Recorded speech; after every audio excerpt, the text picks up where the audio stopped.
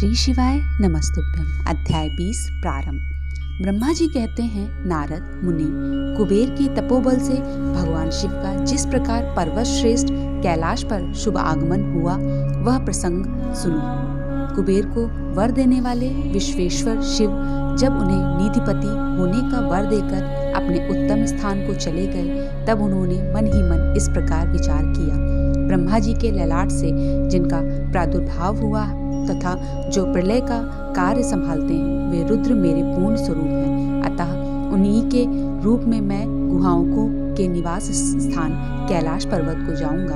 उन्हीं के रूप में मैं कुबेर का मित्र बनकर उसी पर्वत पर विलासपूर्वक रहूंगा और बड़ा भारी तप करूंगा। शिव की इस इच्छा का चिंतन करके उन रुद्रदेव ने कैलाश जाने के लिए उत्सुक डमरू बजाया। डमरू की वह ध्वनि जो उत्साह बढ़ाने वाली थी, तीनों लोकों में व्याप्त हो गई। उसका विचित्र एवं गंभीर शब्द आवाहन की गति से युक्त था, अर्थात सुनने वालों को अपने पास आने के लिए प्रेरणा दे रहा था। उस ध्वनि को सुनकर मैं तथा श्री विष्णु आदि सभी देवता, ऋषि, मूर्तिमान, आगम, निगम और सिद्ध वहां आ पहुंचे। देवता और असुर आदि सब लोग बड़े उत्साह से भरकर वहां आए। भगवान शिव के समस्त पार्षद तथा सर्वलोक वंदती महाभाग गणपाल जहाँ कहीं भी थे, वहां से आ गए। इतना कहकर ब्रह्मा जी ने वहां आए हुए गणपालों का नाम उल्लेख पूर्वक विस्तृत परिचय दिया। फिर इस प्रकार कहना आरंभ किया। वे बोले, वहां असंख्य महाबली गणपाल पधारे। वे सब के सब सहस्त्र भुजाओं से युक्त थे और मस्तक पर जटा का ही मुकुट धारण किए हुए थे। सभी चंद्रचूर्ण, नीलकंठ और त्रिलोचन थे। हार, कुंडल, केयूर तथा मुकुट आदि से अलंकृत थे। वे मेरे श्री विष्णु के तथा इंद्र के समान तेजस्वी जान पड़ रहे थे। आडिमा आदि 8 सिद्धियों से घिरे थे तथा करोड़ों सूर्यों के समान उद्वासित हो रहे थे। उस समय भगवान शिव ने विश्वकर्मा को उस पर्वत पर निवास स्थान बनाने की आज्ञा दी। अनेक भक्तों के साथ अपने और दूसरों के रहने के लिए यथा योग्य आवास तैयार करने का आदेश दिया। मुनि, तब विश्वकर्मा ने भगवान शिव की आज्ञा के अनुसार उस पर्वत पर जाकर शीघ्र ही नाना प्रकार के ग्रहों की रचना की। फिर श्री हरि की प्रार्थना से कुबेर पर अनुग्रह करके भगवान शिव सानंद कैलाश पर्वत पर गए। उत्तम मुहूर्त में अपने स्थान में प्रवेश करके भक्त वत्सल परमेश्वर शिव ने सबको प्रेम दान दे सनाथ किया। इसके बाद आनंद से भरे हुए श्री विष्णु आदि समस्त देवताओं, मुनियों और सिद्धों ने शिव का प्रसन्नता पूर्वक अभिषेक किया।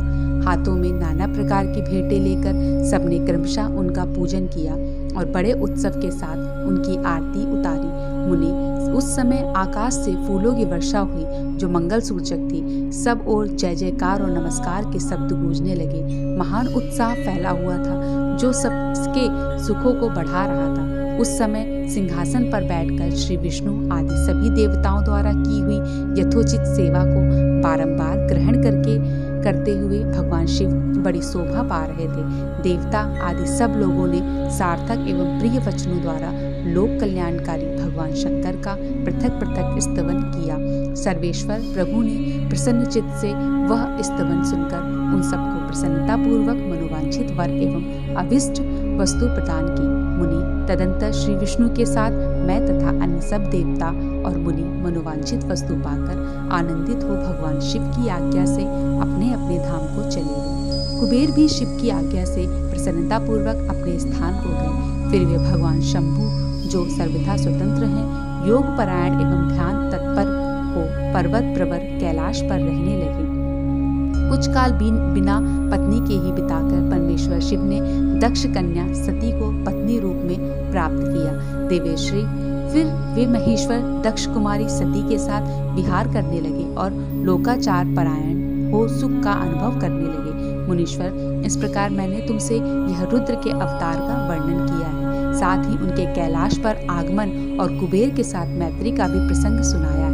कैलाश के अंतर्गत होने वाली उनकी ज्ञानवर्धिनी लीला का भी वर्णन किया, जो इहलोक और परलोक में सदा संपूर्ण मनोवांछित फलों को देने वाली है। जो एकाग्रचित हो इस कथा को सुनता या पढ़ता है, वह इस लोक में भोग पाकर परलोक में मोक्ष लाभ प्राप्त करता है।